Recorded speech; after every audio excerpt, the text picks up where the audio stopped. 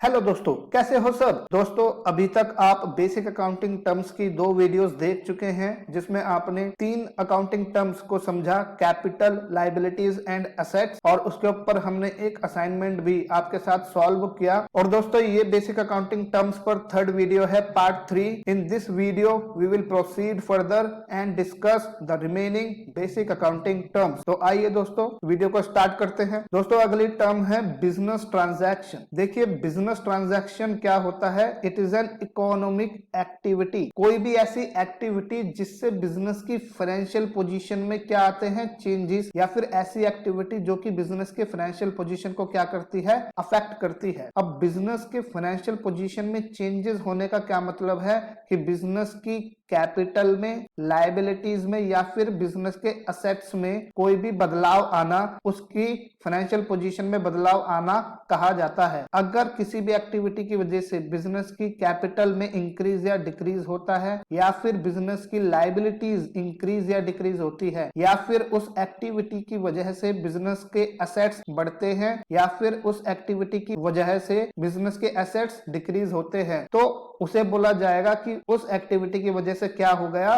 Business की financial position में change आया। और वो जो चेंज आया, उस चेंज को we can measure in terms of money also. तो दोस्तों, एक इकोनॉमिक एक्टिविटी को बिजनेस ट्रांजैक्शन जब बोला जाएगा जब उस एक्टिविटी से इन तीनों आइटम्स में, या फिर इन तीनों में से किसी एक में कोई भी चेंज आता है और उस चेंज को हम in terms of money measure कर सकते हैं, तो ही उस इकोनॉमिक एक्टिविटी को बिजनेस ट्रांजैक्शन बोला जाएगा। तो आइए एग्जांपल्स की मदद से समझते हैं। दोस्तों, पहला एग्जांपल है यहाँ पर purchase of furniture for use in business for cash. इसका मतलब यहाँ पर दोस्तों बिजनेस ने एक एक्टिविटी की, फर्नीचर को परचेज करने की एक्टिविटी की है इन कैश। कैश में उसने परचेज किया। तो अब सबसे पहले हमें देखना है कि क्या ये जो एक्टिविटी हो रही है फर्नीचर को परचेज करने की बिजनेस के द्वारा, क्या उस एक्टिविटी से फाइनेंशियल पोजीशन में कोई चेंजेस हो रहे हैं? यस, यहाँ पर दोस्तों फर्नीचर परचेज करने से बिजनेस की फाइनेंशियल पोजीशन में चेंज आएगा। कैसे?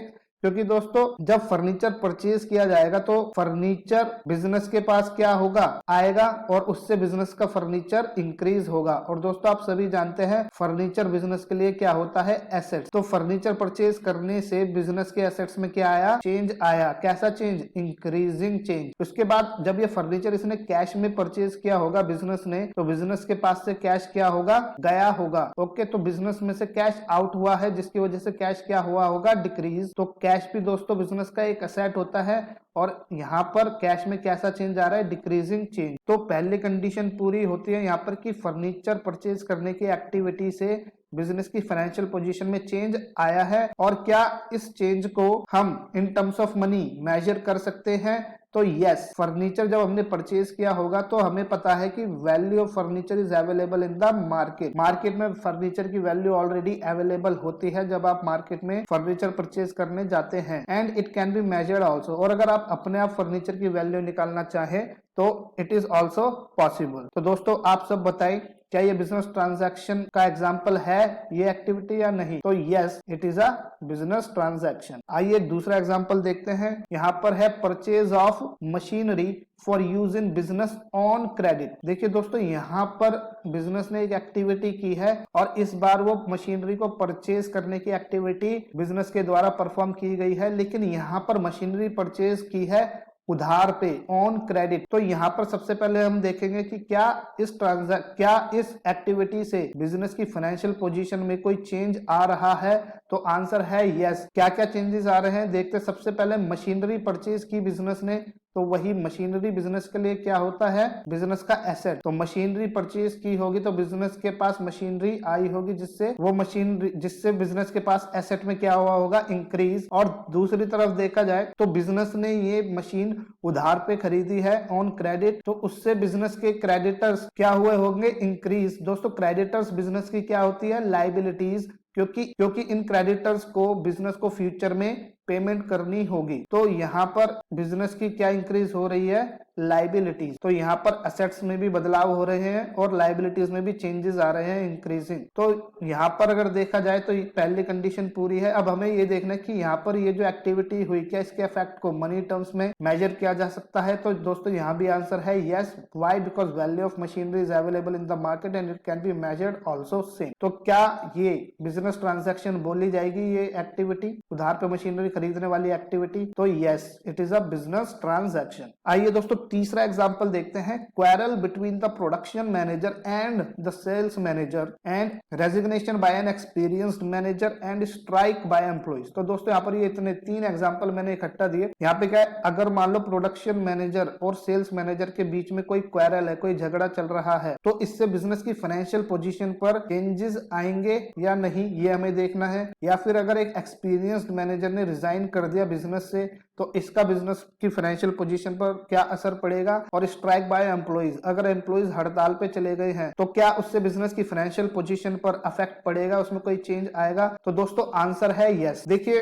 अगर बिजनेस के प्रोडक्शन और सेल्स मैनेजर में कोई क्वेरल है, झगड़ा चल रहा है, या एक्सपीरियंस्ड मैनेजर ने रिजाइन कर दिया, या एम्प्लॉइज हड़ताल पे स्ट्राइक पे बैठे हैं और बिजनेस के ऑपरेशन अभी बंद है एकदम, तो इससे बिजनेस के ऊपर क्या होगा? It will affect earnings, that is profits of the business adversely. इससे क्या होगा? बिजनेस की जो अर्निंग्स है वो एडवर्सली अफेक्ट होगी, जिससे बिजनेस के प्रॉफिट्स कम आएंगे, अर्निंग्स कम होगी। और दोस्तों मैं आपको एक बात यहाँ पे बताता हूँ कि profits belong to owners capital. एक ओनर बिजनेस को चला रहा होता है और उस बिजनेस से जितने भी नेट प्रॉफिट्स होते हैं वो सभी के सभी ओनर से बिलोंग करेंगे, वो उसकी पॉकेट में जाते हैं। तो सारे प्रॉफिट्स कहां पर हम ऐड करते हैं? ओनर की कैपिटल में, और इस प्रॉफिट को वहीं एडजस्ट किया जाता है। तो एक बात बताइए आप, यहाँ पर कैपिटल में चेंजेस आएंगे या नहीं? तो बिल्कुल चेंजेस आएंगे, प्रॉफिट कम होंगे और उससे कैपिटल में जाकर वो एडजस्ट होंगे, जुड़ेंगे। तो एडजस्टमेंट होगी तो कैपिटल में भी चेंजेस आएंगे। ठीक है, तो ये जितने भी क्वेरल्स हैं, यहाँ पर जो रेजिग्नेशन स्ट्राइक्स चल रही है, इसका बिजनेस की फाइनेंशियल पोजीशन पर इफेक्ट पड़ता है, वहां पर इसका प्रभाव पड़ेगा। लेकिन क्या दूसरी कंडीशन पूरी होगी? क्या इन सभी चीजों को हम in terms of money measure कर सकते हैं? तो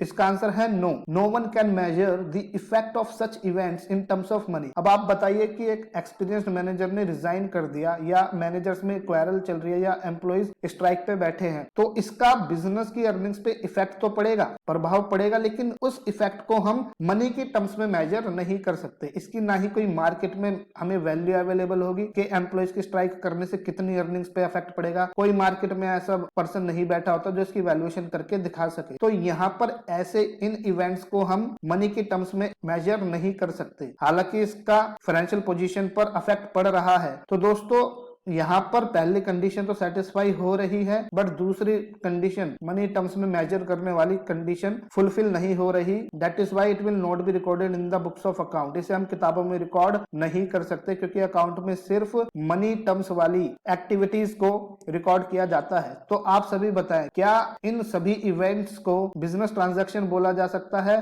तो no, it is not business transaction. तो दोस्तों आई होप बिजनेस ट्रांजैक्शन का मतलब आपको समझ आ गया होगा। अब आगे बढ़ते हैं अपनी नेक्स्ट अकाउंटिंग टर्म पे। दोस्तों अगली टर्म है अकाउंट। देखिए अकाउंट का क्या मतलब होता है? It is a summarised record of relevant transaction of particular head at one place. इसका मतलब क्या होता है कि एक पार्टिकुलर हेड, अब ये पार्टिकुलर हेड मतलब हो सकता है कैश, सेल्स। कैश एक पार्टिकुलर हेड है, तो कैश से रिलेटेड जितनी भी ट्रांजैक्शन हुई है उसकी मैं एक समरी बना लूंगा एट वन प्लेस, एक ही जगह पर। ओके, और उस प्लेस को क्या बोला जाएगा? अकाउंट। देखिए आपको यहाँ पे फॉर्मेट दिख रहा होगा अकाउंट का। तो अकाउंट का फॉर्मेट क्या होता है? एक ये वाली साइड होती है दोस्तों left side of an account, और ये साइड है right side of an account. तो यहाँ पर और बीच में हम लिखते हैं नेम ऑफ अकाउंट। तो ऊपर अभी हमने पढ़ा कि एक पार्टिकुलर हेड की ट्रांजेक्शन को हम एट वन प्लेस, एक ही जगह क्या करते हैं? रिकॉर्ड कर लेते हैं, समरी उसकी एक समरी बना लेते हैं। तो यहाँ पर नेम ऑफ अकाउंट। तो अगर मुझे सिर्फ और सिर्फ कैश की ट्रांजैक्शन रिकॉर्ड करनी है तो मैं यहाँ पे क्या बनाऊंगा? Cash account. या फिर मैं अगर मुझे सेल्स की सारी ट्रांजैक्शंस की एक समरी चाहिए तो सेल्स से रिलेटेड सभी ट्रांजैक्शन में इस वन प्लेस पर, सेम प्लेस पर सिर्फ और सिर्फ कौन से ट्रांजैक्शन रिकॉर्ड करूंगा? सेल्स की। तो उसे बोलेंगे अकाउंट। दोस्तों ये जो अकाउंट की लेफ्ट साइड होती है इसे हम बोलते हैं डेबिट साइड, और ये जो राइट साइड होती है इसे बोलते हैं हम क्रेडिट। यहाँ पे हमने एब्रिविएशन जो DR डॉट लिखा है इसका मतलब होता है डेबिट, एंड CR डॉट का मतलब होता है